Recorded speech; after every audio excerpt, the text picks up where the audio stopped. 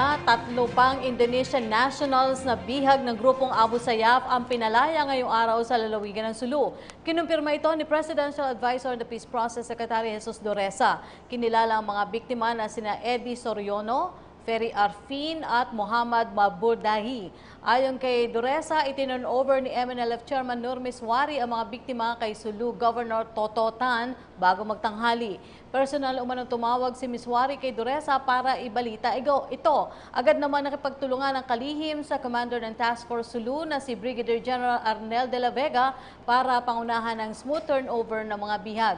Samantala, hiniling naman ni Miswari kay Secretary Duresa na ipaabot ang nasabing magandang balita kay Pangulong Rodrigo Duterte. Labis naman ang pasasalamat ni Duresa sa pagkalaya ng mga bihag. Hi, ako po si Aljo Bendijo. Subscribe na sa PTV YouTube channel. I-click lang ang subscribe button.